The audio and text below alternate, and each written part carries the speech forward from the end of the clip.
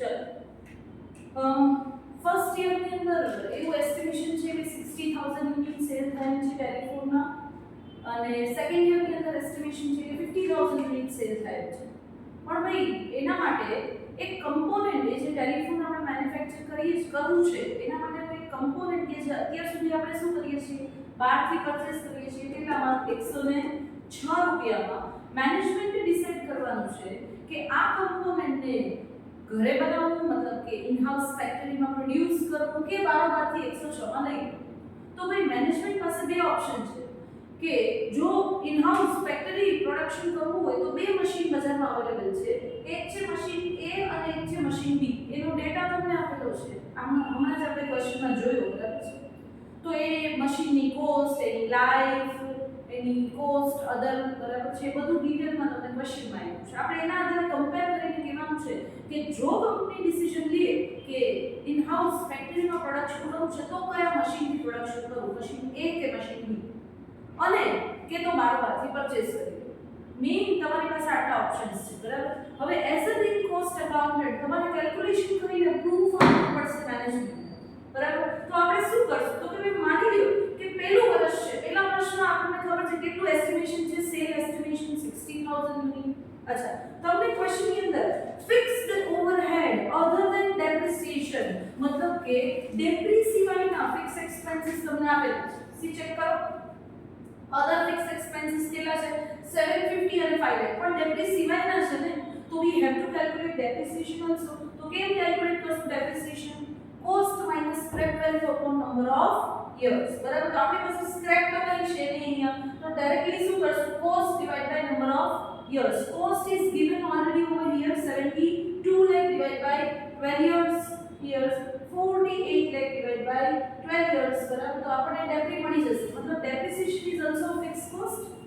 Done તો depreciation ને આ અધર ફિક્સ એક્સપેન્સ ની અંદર આપણે એડ કરી દઈએ તો આપણને શું મળી જાય total fixed cost total fixed cost can be given 13,50,000 in machine A અને 9 lakh in machine B done ચલો divide by number of units ભાઈ ફર્સ્ટ યર ની અંદર તમારું એસ્ટિમેશન શું છે 60000 યુનિટ તો ડિવાઇડ કર્યા 60000 ડન તો પર યુનિટ ફિક્સ કોસ્ટ આવી મશીન A માં 22.5 મશીન B માં 15 અચ્છા મેડમ વેરિયેબલ કોસ્ટ હજી એડ કરશું ને yes variable cost is given over here see table માં last row check કરો variable expense per component is 84 and 90 respectively done ચલો તો fixed cost ની અંદર variable cost એડ કરીએ તો શું મળી જશે total cost A માં કેટલી થઈ 106.5 B માં કેટલી થઈ 105 અને જો component બારોબારથી લઈએ તો થાય છે 106 તો ભાઈ એક કન્ક્લુઝન તો એવું આવે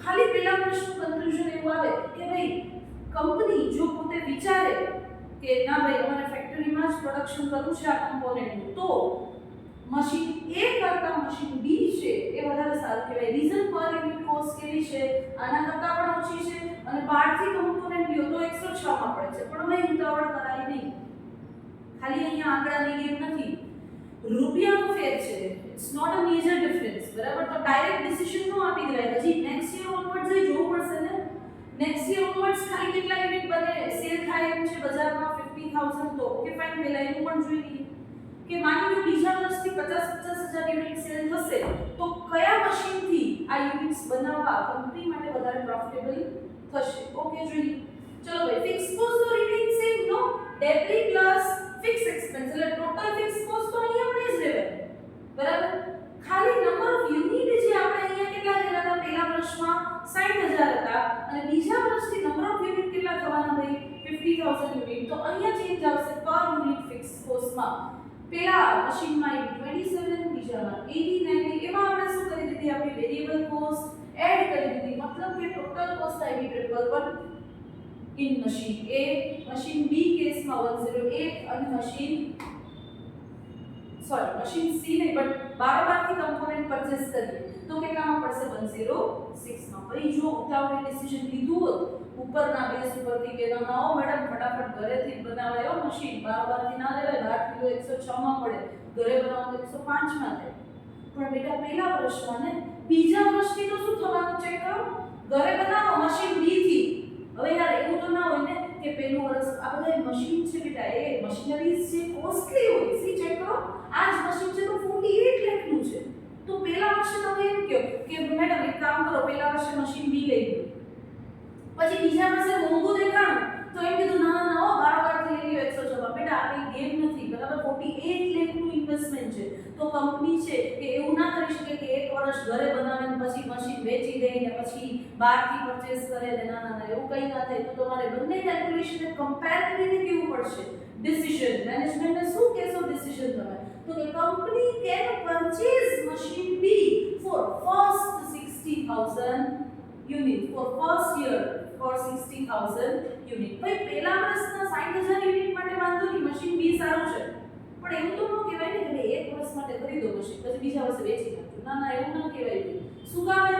but from the next year onwards, પણ ભાઈ બીજા વર્ષથી બાકીના દરેક વર્ષ માટે શું લાગે છે? It is cheaper to buy component from outside. Check કરો આ ત્રણેમાં કઈ કોસ્ટ લોઅર છે? બારોબારથી પરચેસ કરો તો ડન. તો ભાઈ આપણે કહી શકીએ from the outside as per unit total cost is lower in that case. તો ટૂંકમાં આ સિનેરિયો જો તમારી સામે આવે છે તો તમે મેનેજમેન્ટને શું એડવાઇસ આપશો કે ભાઈ મેનેજમેન્ટ બહારથી પરચેસ કરો, it's not profitable for you to manufacture the component in the factory itself. The reason બહારથી પરચેસ કરશો તો એ વધારે સસ્તું છે.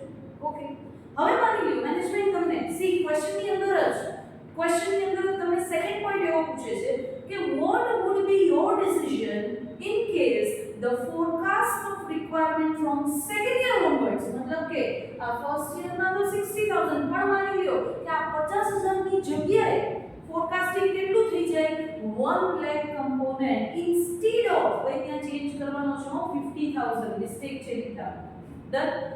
instead of 50,000 બરાબર, આ જે 50,000 છે એની જગ્યાએ જો તમારું એસ્ટિમેશન રિવાઇઝ થાય છે અને 1 લાખ યુનિટ નું થાય છે તો તમે મેનેજમેન્ટને શું એડવાઇસ આપશો? એ જ ભાઈ જે કેલ્ક્યુલેશન કરીને આપશો અહીંયા આપી હતી એવી જ રીતના કેલ્ક્યુલેશન. ચેક કરો ભાઈ ટોટલ ફિક્સ કોસ્ટ કેટલા 13,50,000 એ તો પહેલા અહીંયા જ ગણી લીધા. બી ના કેસમાં 9 લાખ. ચલો ડિવાઇડ બાય અહીંયા નંબર ઓફ યુનિટ હવે કેટલા થશે 1 લાખ બરાબર છે. અચ્છા પર યુનિટ ફિક્સ કોસ્ટ કેટલી આવી 13.5 અને 9 અને વેરીએબલ કોસ્ટ તમને આપેલી છે 8490 ટોટલ કોસ્ટ પર યુનિટ. વાહ, સી ચેક કરો મશીન A માં તમારી ટોટલ કોસ્ટ કેટલી આવે છે 97.5, મશીન B માં 99 અને આઉટસાઇડ થી જો કમ્પોનન્ટ પરચેસ કરો તો કેટલા થશે 106. તો ભાઈ ડિસિઝન હવે શું આપશો? ઇન ધીસ કેસ ડેફિનેટલી દેખીતું છે કે બીજા વર્ષથી હરેક વર્ષ માટે તમારા માટે શું પ્રોફિટેબલ છે તો કે ઘરે બનાવો કમ્પોનન્ટ એ જ પ્રોફિટેબલ છે. અને ઘરે પણ કયા મશીનથી બનાવો? મશીન A થી. રીઝન પર unit cost is lower in that case. So case in this case company should produce component by machine A as the per unit cost is lower in that case. હજી મને ક્યાંક પૂછ્યું છે third, at what volume of component will be installation of tube machines break even? બહુ મસ્ત question છે ભાઈ, સમજવો પડશે. તો ઇંગ્લિશની વાર્તા છે, બીજું કંઈ નથી.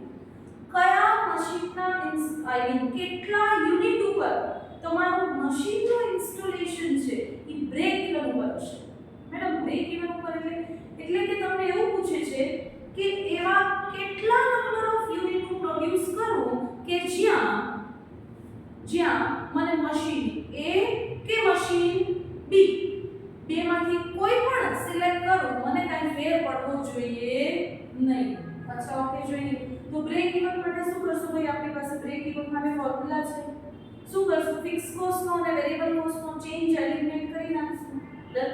તો શું મૂકશું formula? Change in fix cost upon change in variable cost. Fix કોસ્ટનો ચેન્જ કેટલો છે 4,50,000, વેરીએબલ કોસ્ટનો ચેન્જ છે 6, તો મને અહીંયા નંબર ઓફ યુનિટ મળ્યા 75,000. તો આ 75,000 શું કહે છે? તો કે ભાઈ 75,000 યુનિટ એવા છે કે જે યુનિટનું મારે જો 75,000 યુનિટનું પ્રોડક્શન કરીશ ને તો મશીન A લઉં કે મશીન B લઉં મને કાંઈ પર યુનિટ કોસ્ટમાં ફેર પડે નહીં. મેડમ પ્રૂફ કેમ થાય? તમે આજે બોલો છો તો પ્રૂફ કરીએ. ચલો ટોટલ ફિક્સ કોસ્ટ તો તમારી છે જ, ડિવાઇડ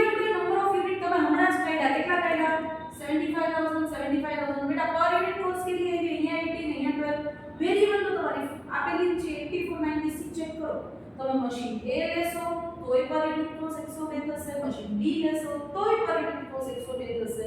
મતલબ કે બ્રેક ઇવન સિચ્યુએશન થશે જ્યાં તમારા માટે બેમાંથી કોઈ પણ મશીનનું સિલેક્શન છે એ તમને કાંઈ ચેન્જ શો કરશે નહીં. ક્લિયર થાય? ડન. તો આ થોડો એક ઓફબીટ ક્વેશ્ચન હતો, બરાબર છે? ચલો તો